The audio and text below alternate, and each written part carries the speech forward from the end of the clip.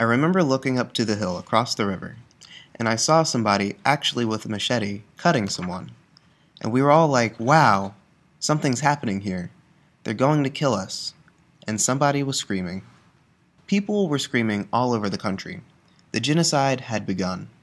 It was extremely low-tech. No gas chambers here, just machetes, spears, and knives, wielded by Hutus, the majority tribe, as they tried to wipe out the minority Tutsis.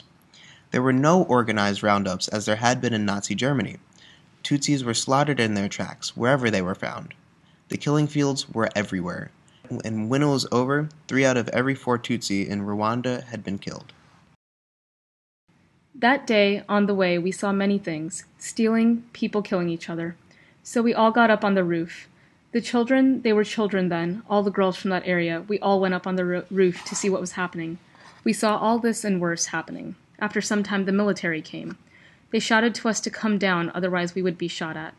We weren't frightened even then. We were young then, you see, and not so scared. We just kept looking and looking at what was happening.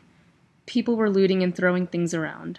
If anyone had any jewelry in their ears, on their neck, they would pull it off. Others were hacking and cutting up people. For 2 days, dead bodies lay around on the roads. Even the dogs did not want them. It was terrible, the death and destruction that happened at the time when Pakistan and Hindustan were created. The Muslims and Hindus fell at each other because the English divided them, told them they were different people. They said if you want to be independent, to rule yourselves, you must be separate. Otherwise, why should we have separated? In Srebrenica with my family. That was not our original place. We used to live there a long time ago, and then we moved from one place to another in eastern Bosnia. Terrible things happened in eastern Bosnia. Between 1992 and 1995, we lived as refugees in that area without any outside assistance. We almost died of starvation with thousands of other people. That was the only territory where we could live for 3.5 years. We were, of course, prepared to accept that kind of life in misery, in total misery. No running water, no electricity, nothing.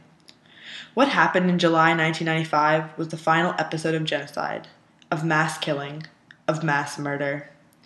Bosnia seems to have been forgotten by the rest of the world.